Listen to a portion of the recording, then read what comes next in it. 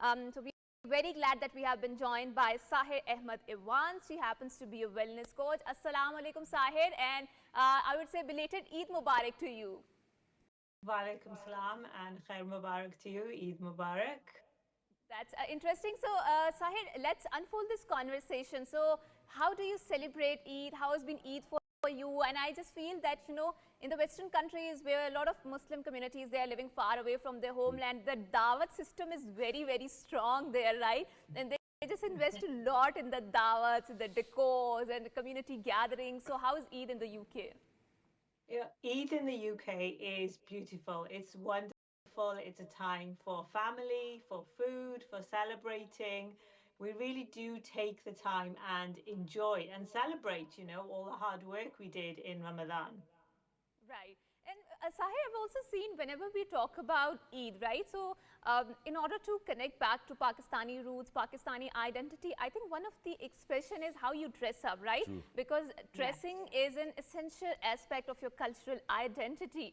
So, how about the dressing up? Because I've seen that, Pakistani community, they're very particular, in especially expat community, they're very particular about their Pakistani dresses. Do you feel that that dress connects you back towards your Pakistani roots? And I just generally feel that Pakistani fashion has, captivated the hearts and the minds of even non-Pakistani community there. What do you have to say about it? But most definitely, I mean, choosing your Eid outfit is an important task, isn't it? It's very important for us to make sure that we've got our Eid suit ready. And it Right. takes weeks of preparation, and we love doing it from the children to the elders, making sure, we have our Eid outfits, if not one, but if not more, for the few days that we have celebrating. Yeah, exactly, Sahir. And in addition to this, what I would want to do is I would want to start from Chandrat. Because Alhamdulillah, so I've had a couple of Chandrats in Manchester and, that one road where everybody wants to show up as well. And while we are to kind of speak about it, because over here now, I think if we are to kind of look at or look back at it, we do see how, towards the last Ashra of Ramadan, the malls were flocking with people. It was full. There was hardly anyone, there was hardly any space to kind of even put your foot into a shopping mall as well. So how is it for, people or Muslims from all over the globe to be residing in one country, and then there's Chandrat? So how is the festivity? Can you share a story of a festivity so that we actually feel indulged in that? Yeah, definitely. I mean, we love celebrating from Chandrat, getting the Mendi done for the girls, really welcoming the Chand, the moon in, trying to look for it, trying to sight it, building the excitement for then Eid prayer in the morning. We all love to go to Eid Salah together. We come home from Eid Salah and we have very traditional savaya. My mum always cooks it for us, and she still does that. And the children to the adults, we look forward to it all year round, and we enjoy that with our family together. It's amazing. It really is the most blessed, wonderful time to have that family time together. And how much Eid do you give or get? now, now that would be divulging. I'm not sure I can divulge that top secret information, but we give and we get, and everyone is very happy, mashallah. MashaAllah. Right, right, Sahir. I just feel, talking to a lot of expat Pakistani communities, especially those who are living in the West, and I found that they have a very vibrant community centers in the form of the mosques there, right?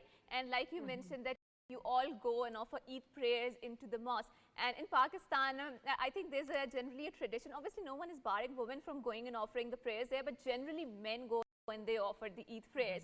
So how is it like gathering in the Eid mosque, or sorry, in the mosque, and offering the Eid salat there? Is it a more nodal point for the social gatherings there? And how do you celebrate Eid in the mosques? It's a wonderful thing to be able to go and pray, after 30 days of fasting, and then have that celebratory congregational prayer.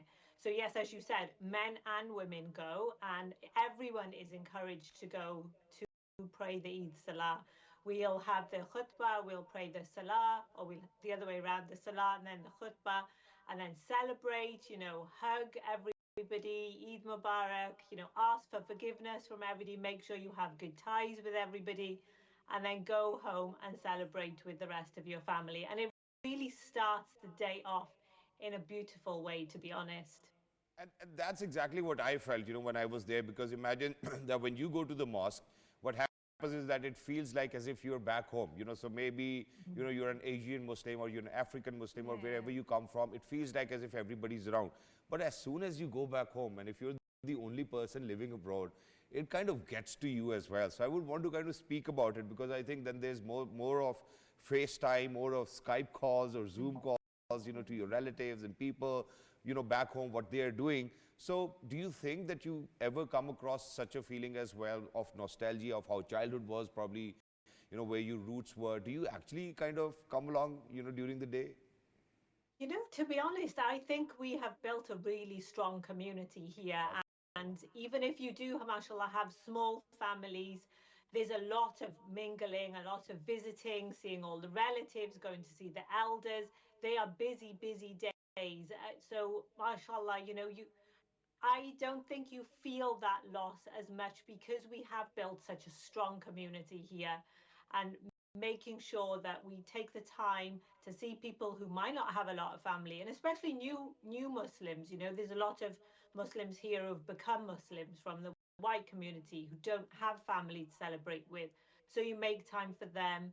We have events in the masjid, in the community halls for the children, parties. So there's a lot of things organized to make sure that it's a fantastic time for everybody, Yeah. for all of us. Exactly. And Sahir, in addition to Right. this, if you are to kind of draw the line now, over here in Pakistan, everybody's a part of that festivity. Over there, to get days off, I think is a bit challenging as well for people. And not just that, if you are to kind of figure out one difference, probably celebrating Eid in UK or in Pakistan, what is that one difference? What do you think that yaar ke ye nahi hota UK mein ya ye nahi hota Pakistan mein? Probably like in the streets. In Pakistan, in the Arab countries, there will be a lot in the streets about Eid, celebrating Eid. Everyone in the street will know it is Eid. We're all doing it together. Yeah. Obviously, we don't really have that much here. You mentioned one busy road in Manchester. We have a couple of those in our Winslow cities. Road. Yeah, I just got to Winslow yeah. Road in Manchester. In my city is City Road. Everywhere will be out there. Everyone's in their Yeah. cars and celebrating, but obviously not in the general population. So that is, I suppose, something that you could miss. But we just try and make sure we make as much of it as we can. And I feel like it's celebrated a lot on on TV, in advertisements, in the government, as you said. It is acknowledged that it's our Muslim celebration and it's time to celebrate and acknowledge the time, from Ramadan.